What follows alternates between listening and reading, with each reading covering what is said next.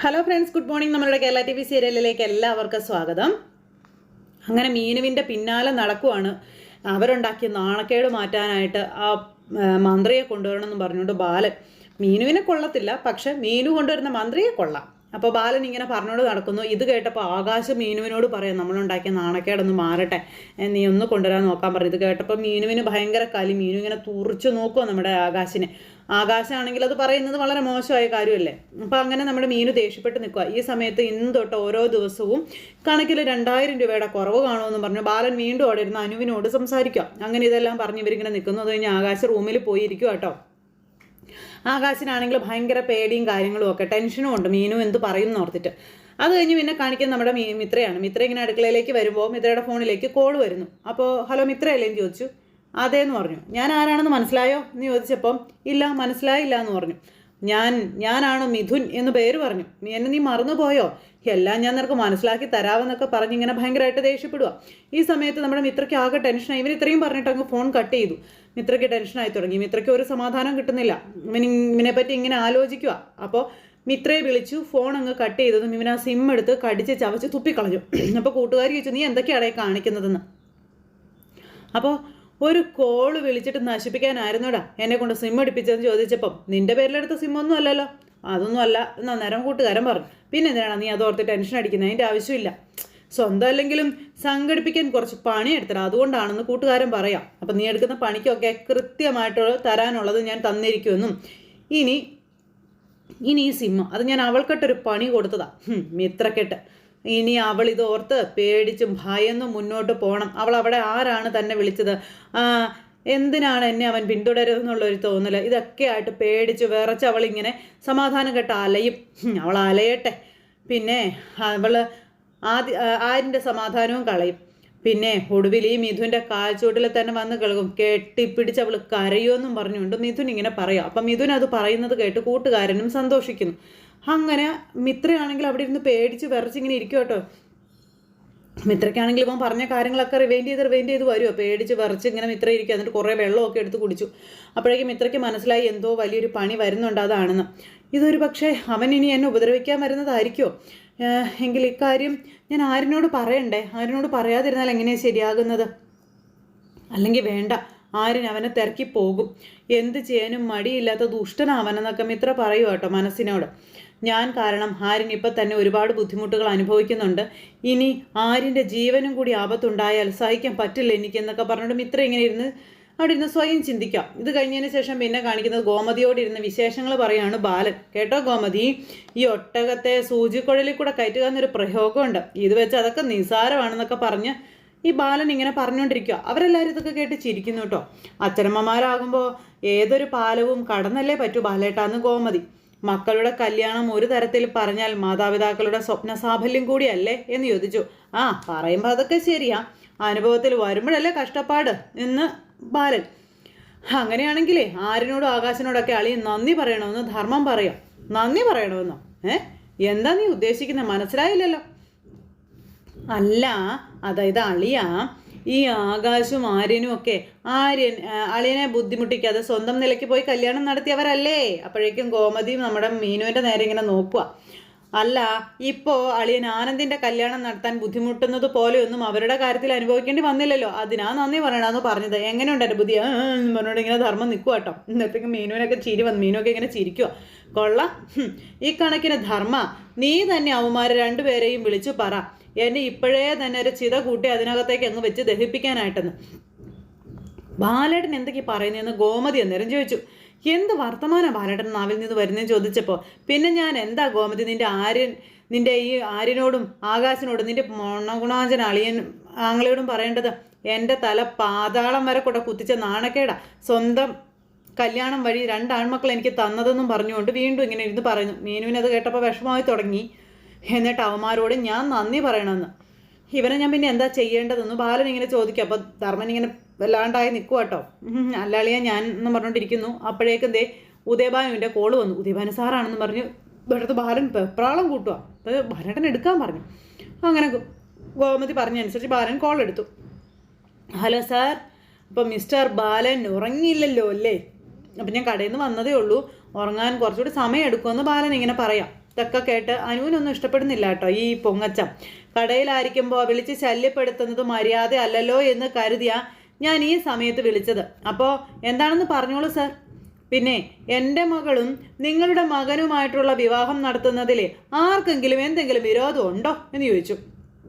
അത്രയ്ക്ക് മോശമായിട്ടാണ് തന്നെക്കുറിച്ചും തൻ്റെ മക്കളെക്കുറിച്ചും ഞങ്ങളോട് പറഞ്ഞത് എന്നൊക്കെ പറയുക. പിന്നെ നിങ്ങളുടെ ആൺമക്കളെ പറ്റി പറഞ്ഞ കാര്യങ്ങളെല്ലാം വളരെ വളരെ മോശമാണെന്ന് പറഞ്ഞപ്പം സർ ആരാ ഇങ്ങനെയൊക്കെ പറഞ്ഞത് ചോദിച്ചു. പറഞ്ഞത് ആരാണ് എന്നുള്ളതിലല്ലല്ലോ കാര്യം, കേട്ട കാര്യങ്ങളിൽ വാസ്തവം ഉണ്ടോ എന്നുള്ളതല്ലേ എന്നിങ്ങനെ ഇയാൾ. അപ്പം ഞാനും എൻ്റെ മക്കളും നല്ല നിലയിൽ ജീവിക്കുന്നവരാണ് സർ. പിന്നെ ആരാ ഇങ്ങനെ പറഞ്ഞതെന്നുള്ളത് അറിയില്ല. അത് നമ്മൾ തമ്മിൽ സംസാരിച്ചപ്പോൾ ഉദയഭാനു സാറിന് കൃത്യമായി മനസ്സിലായതും അല്ലേ എന്ന് ചോദിച്ചു. അപ്പോൾ കാര്യമൊക്കെ ശരി തന്നെയാ, പക്ഷെ മനുഷ്യരെ നമുക്ക് തുറന്നു നോക്കാൻ പറ്റുമോ എന്ന് ഉദയഭാനു ചോദിക്കുന്നു. അപ്പോഴേക്ക് ഇവർക്ക് ടെൻഷനായി. പെട്ടെന്ന് ബാലൻ ലൗഡ് സ്പീക്കറിൽ വരട്ടെ ഇത് കേൾപ്പിക്കുന്നത്. എത്ര മാന്യമായിട്ട് പെരുമാറുന്നവരുടെ ഉള്ളിലും കള്ളനോ കൊള്ളക്കാരനോ ഒക്കെ ഒളിഞ്ഞിരിക്കാം, സത്യമൊക്കെ ആരറിയുന്നു ബാല എന്നൊക്കെ ചോദിക്കുവാണേ. അപ്പോഴേക്കും ഇവർക്ക് ദേഷ്യം വരാൻ തുടങ്ങി. എൻ്റെ അപ്പോയിൻമെൻറ്റ് പോലും എടുക്കാതെ രണ്ടുപേരും എൻ്റെ വീട് തിരഞ്ഞു നിന്ന് നിങ്ങളെ പറ്റി പറയണമെന്നുണ്ടെങ്കിൽ അതിലെന്തെങ്കിലും വാസ്തവം ഇല്ലാതിരിക്കുമോ ബാല എന്ന് ചോദിച്ചു. എല്ലാം വെറും കള്ളക്കഥകൾ തന്നെയാണ് സർ. ഈ ബന്ധം നടക്കുന്നതിലേ അസൂയക്കാർ ഒത്തിരി പേരുണ്ട് സർ. അവർ ആയിരിക്കും ഇതൊക്കെ വന്ന് പറഞ്ഞത്. ആ വന്നവന്മാരുടെ നമ്പർ തന്ന അവന്മാരെ കൊണ്ട് തന്നെ സത്യം ഞാൻ പറയിക്കാമെന്ന് പറഞ്ഞു ബാലൻ. ഇനിയിപ്പോൾ ഒരു വഴക്കിനോ ബഹളത്തിനോ ഒന്നും പോകണ്ട ബാല. തൽക്കാലം ഞാൻ ബാലനെ വിശ്വാസത്തിലെടുത്ത് ഈ ആലോചനയുമായിട്ട് മുന്നോട്ട് പോകാൻ തന്നെയാണ് തീരുമാനിച്ചിരിക്കുന്നതെന്ന് പറഞ്ഞു. ഇത് പറഞ്ഞു ബാലൻ അന്നേരം ഇരിക്കാം. സർ വളരെ വളരെ നന്ദി സർ. അങ്ങേപ്പോലൊരു വലിയ മനുഷ്യൻ എന്നെ വിശ്വാസത്തിലെടുത്തത് വലിയ വലിയ കാര്യം തന്നെയാണെന്നൊക്കെ പറയുമ്പോൾ എന്ന് പറഞ്ഞ് ഇവർ ചിരിക്കാം. എന്തായാലും ഇനിയും ഈ കല്യാണം മുടക്കാൻ ഇതുപോലെയുള്ളവരെ ഓരോന്ന് പറഞ്ഞു കൂട്ടാൻ മടിച്ചൊന്നും വരില്ല എന്ന് അദ്ദേഹം പറയുക. അത് വിശ്വസിക്കാതിരിക്കാനുള്ള മനസ്സ് ഞങ്ങൾക്കുള്ളതുപോലെ തന്നെ ഞങ്ങളെക്കുറിച്ചും വേണ്ടാധീനങ്ങളൊക്കെ നിങ്ങളോടും പറഞ്ഞു തരാൻ ആൾക്കാരുണ്ടാകും. അത് നിങ്ങളും വിശ്വസിക്കാൻ നിൽക്കരുത് എന്ന് പറഞ്ഞു. കോടീശ്വരനെ ഞാൻ ചിലപ്പോൾ തെരുവ് തെണ്ടികളാണെന്ന് പറയാൻ മടിക്കാത്തവരാണ് ചുറ്റിനുള്ളതെന്ന് പറഞ്ഞപ്പോൾ കൊള്ളാം, സാറിനെ പറ്റി അപവാദം പറയുന്നവൻ്റെ മുഖം അടിച്ചാൽ പരത്തുമെന്നേരം ബാലൻ പറയാം. അത് മതി ബാല, അത് മാത്രം മതി എന്ന് ഇയാൾ. അങ്ങനെ ഇവർ അങ്ങോട്ടും ഇങ്ങോട്ടും ഓരോരോ ഏറുകൾ എറിഞ്ഞ് സംസാരിച്ചുകൊണ്ടിരിക്കാം. എന്നാൽ പിന്നെ ഞാൻ ഫോൺ വെക്കട്ടെ എന്ന് ചോദിച്ചപ്പോൾ ഓക്കെ സാർ എന്ന് പറഞ്ഞ് ഫോണും കട്ട് ചെയ്തു.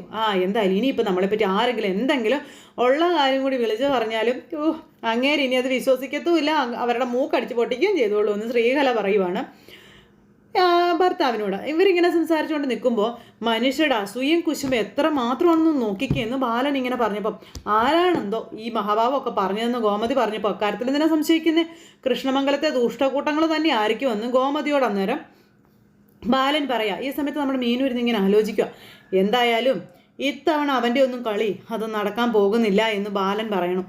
എൻ്റെ ആനന്ദിൻ്റെ വിവാഹം ഞാൻ ഉദ്ദേശിച്ചതുപോലെ തന്നെ ഞാൻ നടത്തും എന്നും തറപ്പിച്ച് പറയുവാണ്.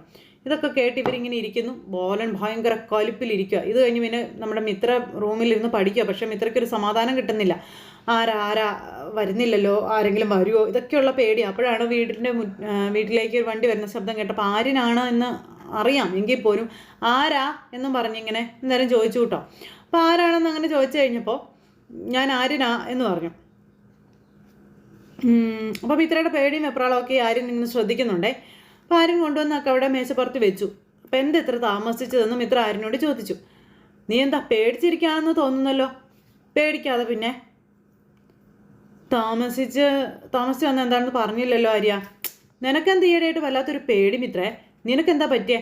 ഏതു നേരവും ആരോ ഉപദ്രവിക്കാൻ തക്കം പാർത്തിരിക്കുന്നു എന്നുള്ള രീതിയിലാണല്ലോ നിൻ്റെ ഈ പേടിയും ജാഗ്രതയൊക്കെ കണ്ടാൽ തോന്നുന്നതെന്ന് ചോദിച്ചു. അപ്പോൾ വന്ന കോളിനെ പറ്റി നമ്മുടെ മിത്ര ആലോചിക്കുക. അങ്ങനെയൊന്നും ഇല്ല എന്ന് പറഞ്ഞു. ഏതായാലും നമ്മൾ ഒറ്റയ്ക്കല്ലേ താമസിക്കുന്നത്, അപ്പോൾ ആരും താമസിച്ച് വരുമ്പോൾ ആ ഒരു പേടി എനിക്കെന്ന് പറഞ്ഞു. അപ്പം ഞാൻ വന്നില്ല, ഇനിയിപ്പോൾ നിനക്ക് പഠിക്കാൻ എന്തെങ്കിലും ഉണ്ടെങ്കിൽ പഠിച്ചോ, ഞാൻ ഒന്ന് കിടക്കട്ടെ എന്ന് പറഞ്ഞു ആരും കിടക്കാനായിട്ട് പോവുക. എന്താ ആരിന് സുഖമില്ലെന്ന് ചോദിച്ചപ്പോൾ നല്ല ക്ഷീണമുണ്ടെന്ന് ആരും പറയാം. അതെന്താ ഭക്ഷണം കഴിക്കാൻ പോലും വയ്യാത്തൊരു ക്ഷീണം ഇന്ന് വൈകിട്ട് കുറച്ച് ലോഡ് ഇറക്കാനുണ്ടായിരുന്നു, അത്യാവശ്യം പൈസയൊക്കെ കിട്ടുന്ന കേസായതുകൊണ്ട് ഞാനത് ഏറ്റു പിടിച്ചു എന്ന് ആര്യൻ മിത്രയോട് പറയാം. അപ്പം മിത്ര നിന്ന് കരയോ ഇത് കേട്ട്. പക്ഷേ നല്ല ഹെവി ആയിരുന്നു, അതിൻ്റെ ആയിരിക്കും ഈ ക്ഷീണം എന്നും പറയാം. ഒന്ന് ഉറങ്ങിയാലേ ഒക്കെ ശരിയായിക്കോളൂ എന്നും പറഞ്ഞു. പിന്നെ ഗുഡ് നൈറ്റ് അതും പറഞ്ഞു ഫോൺ ആ ഒരു സംസാരം കഴിഞ്ഞിട്ട് ഫോൺ എടുത്തുകൊണ്ട് നമ്മുടെ ആര്യനങ്ങ് പോവുക. അപ്പോൾ ആര്യനങ്ങ് പോയി കഴിഞ്ഞപ്പം എനിക്ക് വേണ്ടി ആര്യൻ ഇതുപോലെ കിടന്ന് കഷ്ടപ്പെടുന്നുണ്ടെന്ന് എനിക്കറിയാം എന്ന് പറഞ്ഞപ്പോൾ അതൊന്നും നീ മൈൻഡ് ചെയ്യേണ്ട, അതൊന്നും സാരമില്ല എന്ന് പറഞ്ഞു. ഓരോ മനുഷ്യർക്കും ഓരോ വിധിയുണ്ട്, ആ വിധി നമ്മൾ അനുഭവിച്ചേ പറ്റൂ എന്ന് ആര്യൻ മിത്രയോട് പറയുക. എൻ്റെ തലയിൽ വരച്ചിരിക്കുന്നതേ ഇതാ, അത് ഞാൻ ചെയ്തേ പറ്റൂ. സാരല്ലടോ, എനിക്കതിലെ പരാതിയോ കാര്യങ്ങളോ ഒന്നുമില്ല എന്ന് പറഞ്ഞു. അതും പറഞ്ഞ് ആര്യൻ അങ്ങ് പോകുമ്പം നിൽക്കുന്നും പറഞ്ഞുകൊണ്ട് മിത്ര വേഗം തന്നെ ആര്യൻ്റെ കയ്യിൽ കയറി പിടിച്ചു. ആര്യൻ ഇങ്ങനെ നോക്കിയപ്പോൾ മിത്ര കൈ വിട്ടു. അതെ ആര്യ, ദിവസം എത്രയായി ഈ അലച്ചിൽ തുടങ്ങിയിട്ട്, ഇനി മതിയാക്കാം നമുക്ക് എന്ന് മിത്ര പറയാം. ഇനി നമുക്ക് ഇവിടെയുള്ള ജീവിതം വേണ്ട എന്ന് പറഞ്ഞപ്പം മതിയാക്കാമെന്നോ? അതെന്താ? പിന്നെ നമ്മൾ എന്ത് ചെയ്യാനാ? നീ എന്താ ഉദ്ദേശിക്കുന്നതെന്ന് ചോദിച്ചു. അപ്പോഴേക്കും മിത്ര പറഞ്ഞു, അതെ നമുക്ക് പോകാം ഇവിടുന്ന് എന്ന് മിത്ര ഇങ്ങനെ ആര്യനോട് പറയാം. അപ്പോൾ ആര്യൻ ഇങ്ങനെ ആകെ വിഷമിച്ചു കേട്ടോ. ദേവമംഗലത്തേക്ക് നമുക്ക് തിരിച്ചു പോകാം ആര്യ എന്ന് മിത്ര പറയുവാണ്. അവിടെ ഒന്നും അല്ലെങ്കിലും അപ്പം മതി, നിർത്തിക്കോളാൻ പറഞ്ഞു. ഇത്രയും നിനക്ക് വേണമെങ്കിൽ പോകാം, ദേവമംഗലത്തേക്കോ അല്ലെങ്കിൽ നിന്റെ സ്വന്തം വീട് കൃഷ്ണമംഗലത്തേക്കോ പോകാം, എവിടെ വേണമെങ്കിലും പോകാം. തിരിച്ചു കയറി പോകാനല്ല ഇത്രയും ഞാൻ കഷ്ടപ്പെട്ടതെന്ന് പറഞ്ഞപ്പോൾ അങ്ങനെയൊന്നും അല്ല ആര്യ ഞാൻ പറഞ്ഞത്. ആര്യൻ്റെ കൂടെ ആര്യൻ്റെ വീട്ടിലേക്കാണെങ്കിൽ മാത്രമേ ഞാൻ അവിടെ നിന്ന് ഇറങ്ങിയതേ മനസ്സിലൊരു ശബ്ദം ഉറപ്പിച്ചുകൊണ്ടാണ്. അത് ചെയ്തിട്ടേ ആര്യൻ മടങ്ങുകയുള്ളൂ എന്ന് പറഞ്ഞ് ആര്യൻ വഴക്കുണ്ടാക്കി അവിടെ നിന്ന് പോയി. ഇത് കഴിഞ്ഞതിന് ശേഷം പിന്നെ കാണിക്കുന്നത് നമ്മുടെ ആകാശാണെങ്കിലും മീനു റൂമിലേക്ക് വരുമ്പോഴേക്കുള്ള പേടി ഓർത്ത് ഓരോന്നോരോന്ന് ഇങ്ങനെ ചെയ്തുകൊണ്ടിരിക്കാം. ഈ സമയത്ത് നമ്മുടെ മീനു കോരിപ്പിച്ച് മുറിയിലേക്ക് കയറി വന്നു. നീ എന്താ വന്നിട്ട് അവിടെ തന്നെ നിൽക്കുന്നു, നീ അകത്തേക്ക് കയറി വാ എന്നും പറഞ്ഞുകൊണ്ട് ആകാശ് വിളിക്കുക മീനുവിനെ. മീനു കയറി വന്ന് വാതിലൊരു ഒറ്റ അടയായിരുന്നു. അടച്ച് കുറ്റിയിട്ടിട്ട് നേരെ ആകാശിൻ്റെ അടുത്തേക്ക് ചെന്നു. അത് നമുക്ക് എന്ത് പ്രശ്നമുണ്ടെങ്കിലും പറഞ്ഞു തീർക്കാമെന്ന് പറഞ്ഞു ആകാശ്. അപ്പോൾ പറഞ്ഞു തീർക്കാവുന്ന ഒരു പ്രശ്നമല്ലല്ലോ നമ്മൾ തമ്മിലുള്ളതെന്ന് മീനു. എൻ്റെ കയ്യിൽ എന്തെങ്കിലും ഒന്ന് കിട്ടിയിരുന്നെങ്കിലേ അത് വെച്ച് നിങ്ങളുടെ തലയിലിട്ട് ഞാൻ അടിച്ച് പൊളിച്ചാൻ, എന്നാലും എൻ്റെ ദേഷ്യം തീർത്തുള്ളൂ എന്ന് മീനു പറയാം. മീനു വെറുതെ എടുത്ത് ചാടി നീ ഇങ്ങനെ ഓരോന്ന് ചെയ്യരുതെന്ന് പറഞ്ഞു നേരെ ആകാശം. നോക്കിക്കേ, നമ്മൾ നേരെ ചൊവ്വാനെ ഒന്ന് ജീവിച്ച് തുടങ്ങുന്നതല്ലേ ഉള്ളൂ എന്ന് ചോദിച്ചു. ആനന്ദേട്ടൻ്റെ കല്യാണം കഴിഞ്ഞാലേ നമുക്കൊരു ജീവിതമൊക്കെ ഉള്ളതെന്ന് പറഞ്ഞപ്പം മിണ്ടിപ്പോകരുത്, എന്നെക്കൊണ്ട് കൂടുതലും നിങ്ങൾ പറയിപ്പിക്കരുതെന്ന് പറഞ്ഞു. അച്ഛൻ അത്രയൊക്കെ പറഞ്ഞിട്ടും നിങ്ങളുടെ നാവൊന്ന് പൊന്തിയില്ലല്ലോ എന്ന് എതിർക്കാനെന്ന് ചോദിച്ചു. അച്ഛൻ അതിനെന്താ പറഞ്ഞത്? ഞാൻ ശ്രദ്ധിച്ചില്ലല്ലോ എന്ന് മകൻ.